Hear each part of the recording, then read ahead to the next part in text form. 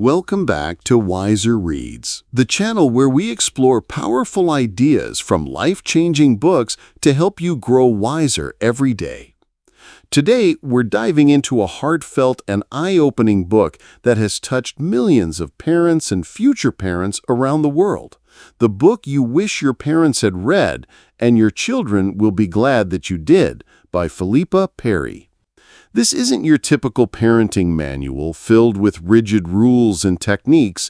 Instead, psychotherapist Philippa Perry offers something much deeper, a compassionate, real-world look at how our past shapes our parenting, and how we can break negative cycles to build healthier, stronger relationships with our children. In this book, Perry challenges us to reflect on our own upbringing, our emotional patterns, and how they influence the way we connect with the next generation. Whether you're raising a toddler, supporting a teen, or even thinking about becoming a parent someday, this book speaks to something universal, the desire to do better and be better than what came before. We'll explore key lessons from the book, including how to manage emotions, yours and theirs, the importance of repair after conflict, and how to raise emotionally secure children without striving for perfection. So if you've ever asked yourself, how can I be a more present, connected, and conscious parent? You're in the right place. Let's uncover the wisdom in this transformative book and take one step closer to becoming the kind of parent or person we all needed growing up. Let's begin. Being the parent you want to be. This opening chapter sets the tone for the entire book. Philippa Perry encourages readers to reflect not on how to become the perfect parent, but the real and present one their child truly needs. She reminds us that parenting isn't about following fixed rules or appearing flawless. It's about creating a safe, emotional connection with your child and growing alongside them. To become the parent you want to be, you must first understand yourself, your habits, your triggers, and especially how your own childhood shaped the way you relate to others. Many of us unconsciously repeat patterns we inherited from our own parents, both good and bad. Becoming aware of these patterns is the first step toward change. Perry emphasizes that it's okay to make mistakes. What matters more is how we repair the relationship after conflict. Children don't need perfection. They need consistency, honesty, and emotional availability. The chapter also encourages self-compassion. You don't have to be endlessly patient or joyful to be a good parent. You just need to be curious about your reactions, open to learning, and willing to connect. Ultimately, being the parent you want to be is about shifting the focus from controlling your child to understanding yourself. When you grow as a person, your parenting naturally improves. It's a journey of mutual development, not just raising a child, but raising yourself too. Where you came from. In this chapter, Philippa Perry guides readers to explore the emotional legacy of their own childhood. She argues that before we can parent consciously and compassionately, we must first understand how we were parented, because the way we were treated as children deeply influences how we treat our own children. Often, we carry invisible baggage from the past, patterns of emotional avoidance, harsh discipline, neglect, or unmet needs. These experiences can create unconscious reactions, like shutting down emotionally, over-controlling, or fearing conflict. Without awareness, we risk passing these patterns down to our children, even if we don't intend to. Perry encourages readers to reflect honestly on their upbringing, not to blame their parents, but to recognize how those early dynamics shaped their beliefs, behaviors, and emotional responses. By understanding where we came from, we gain insight into the inner child that still lives within us, the part of us that may still be seeking validation, love, or security. Importantly, This chapter emphasizes that we are not trapped by our past. With awareness and intention, we can break the cycle. Parenting becomes a healing opportunity, a chance to do things differently, to repair what was once broken, and to grow emotionally alongside our children. In short, where you came from reminds us that to be better parents, we must look inward first. Knowing our emotional history gives us the power to respond with empathy rather than reaction, and to build healthier, more conscious relationships with our kids.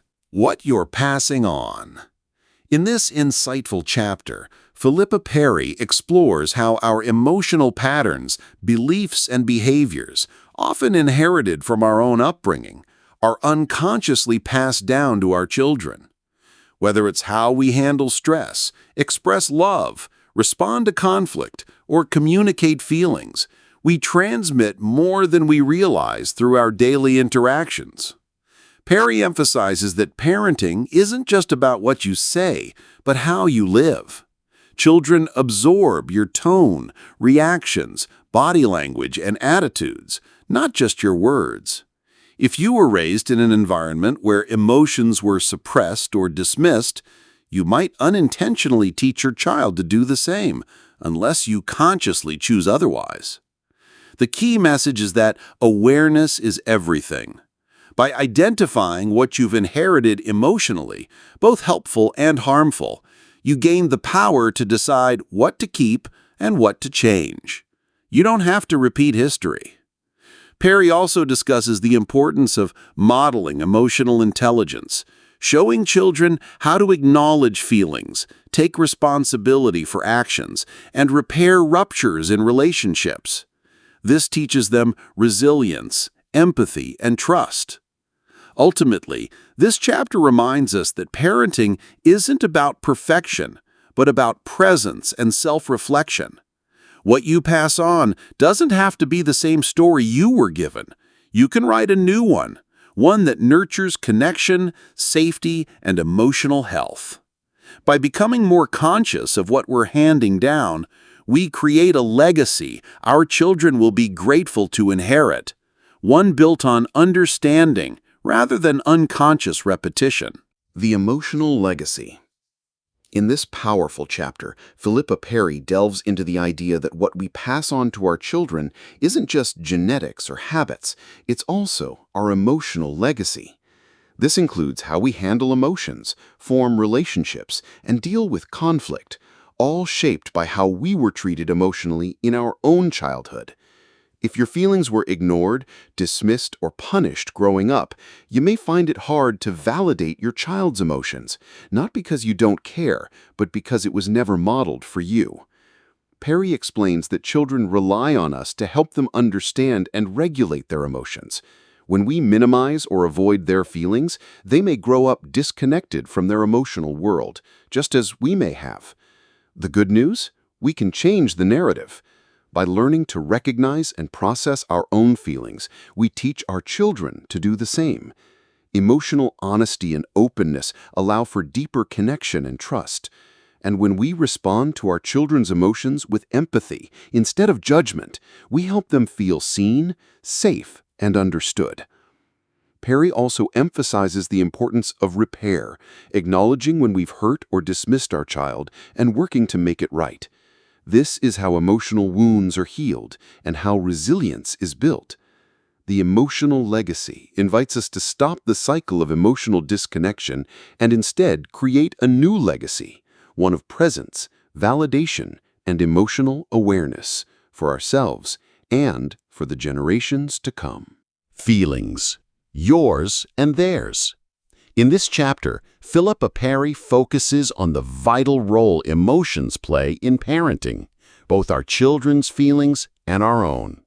She emphasizes that emotional awareness and regulation are foundational to a strong parent-child relationship. Often, parents are uncomfortable with their child's big emotions, anger, sadness, fear, and may try to shut them down with distraction, dismissal, or punishment. But Perry reminds us that emotions are not problems to fix, they are signals to be understood. When we allow children to express their feelings safely, we teach them that emotions are valid and manageable. Equally important is understanding our own emotional reactions. Children often trigger unresolved feelings from our past, frustration, fear, helplessness. And if we're not aware of these, we may respond with anger or withdrawal. Perry encourages parents to pause, reflect, and separate their own emotions from their child's behavior. The goal is not to avoid negative emotions, but to respond to them with curiosity and empathy, both in ourselves and our children. This helps build emotional resilience, trust, and connection. Perry also highlights the power of naming emotions. When we give children the language to describe what they feel, we help them make sense of their inner world. Instead of shutting feelings down, we co-regulate, staying present, calm, and supportive even during emotional storms. In short, this chapter teaches that feelings are not the enemy, they are the bridge to deeper connection. By accepting and working with emotions rather than against them, we raise children who feel emotionally secure, understood, and safe to be themselves. Laying down patterns.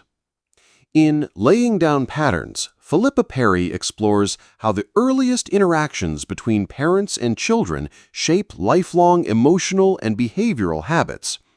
These patterns are the subtle, often unconscious ways we learn to communicate, express feelings, and relate to others.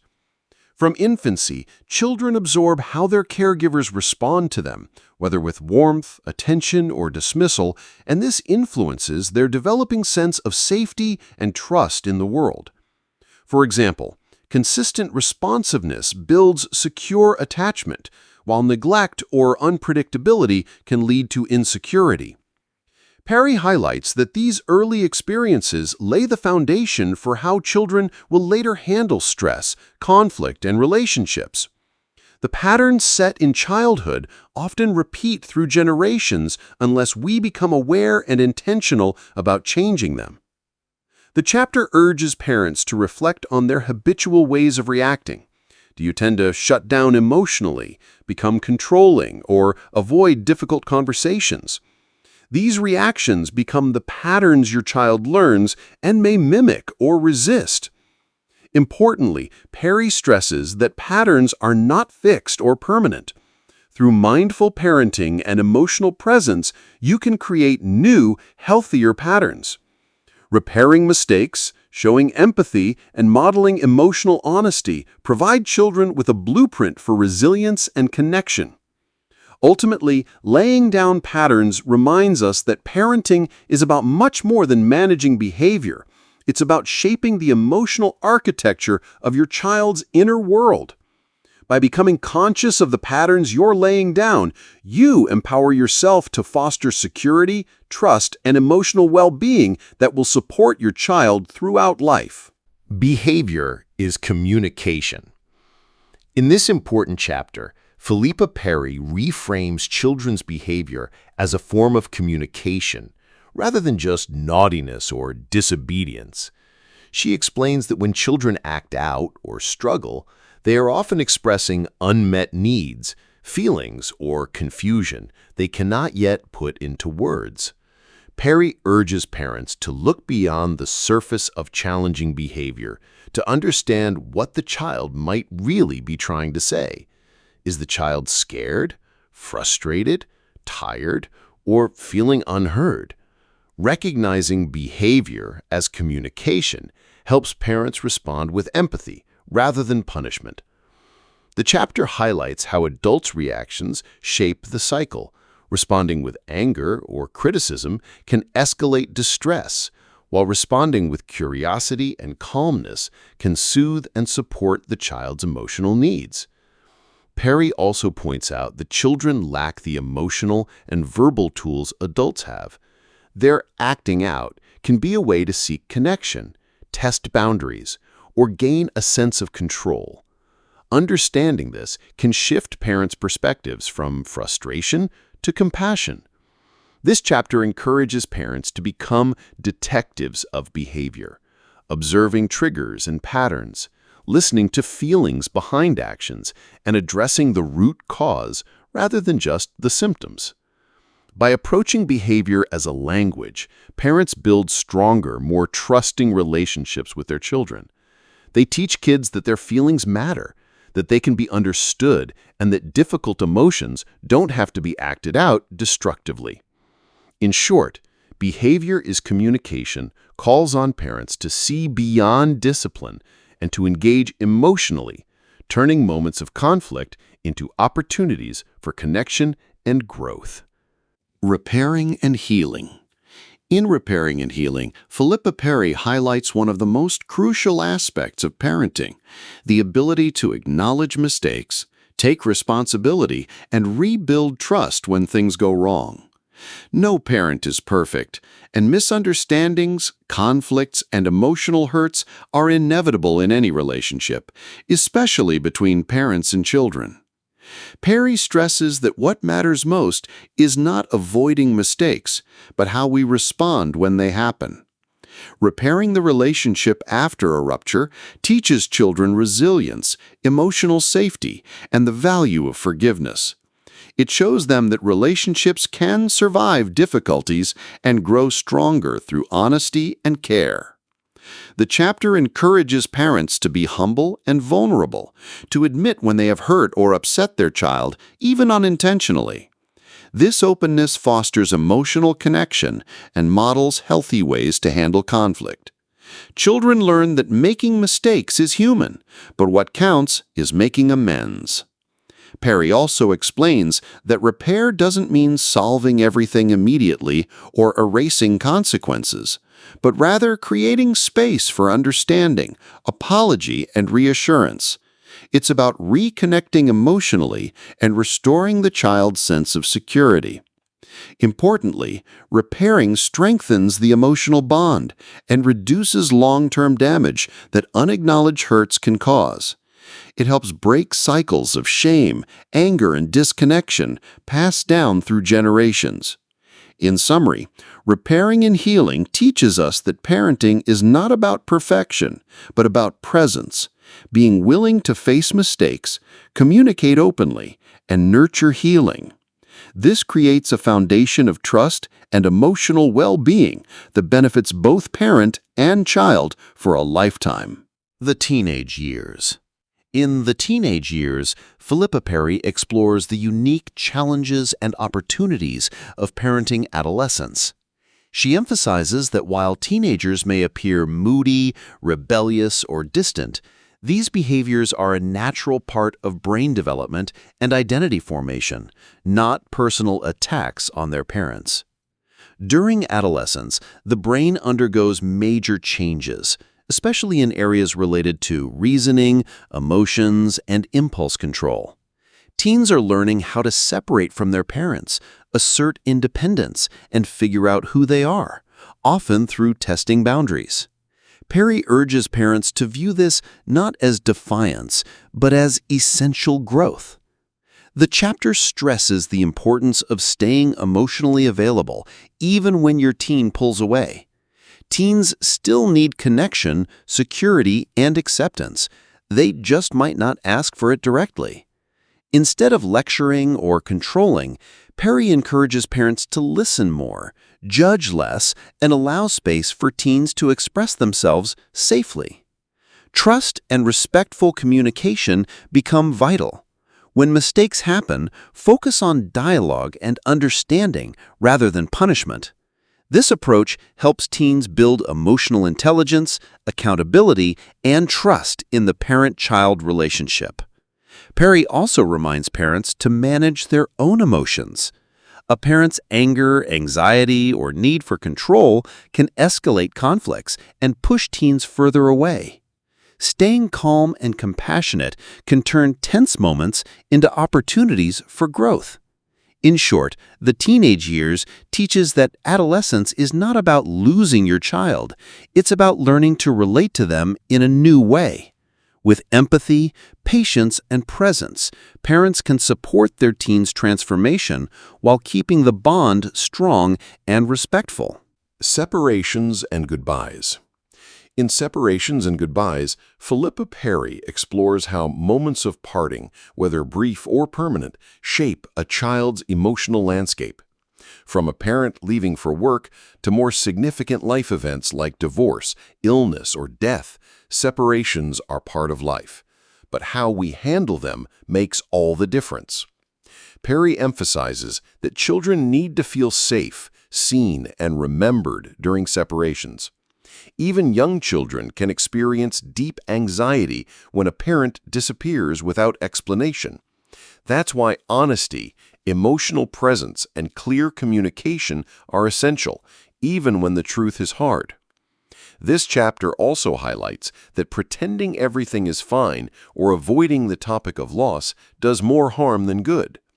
Children are sensitive to emotional shifts, and when adults mask grief or discomfort, kids may blame themselves or become confused. Instead, Perry encourages parents to model healthy emotional expression, showing that it's okay to feel sad, to miss someone, and to talk about it. Rituals, routines, and symbolic gestures, like saying goodbye with a special phrase or keeping a photo nearby, can help children process and manage separation. What matters most is maintaining emotional connection even when physical presence isn't possible. Perry also addresses long-term separations, like divorce, stressing the importance of prioritizing the child's emotional needs over adult conflicts. Children cope better when they feel secure, informed, and not caught in the middle.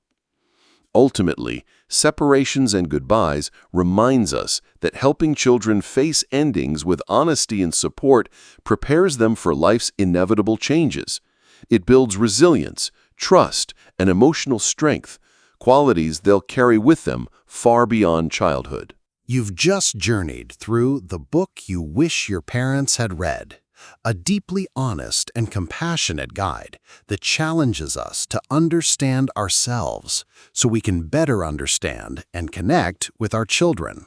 Philippa Perry doesn't offer quick fixes or rigid parenting rules.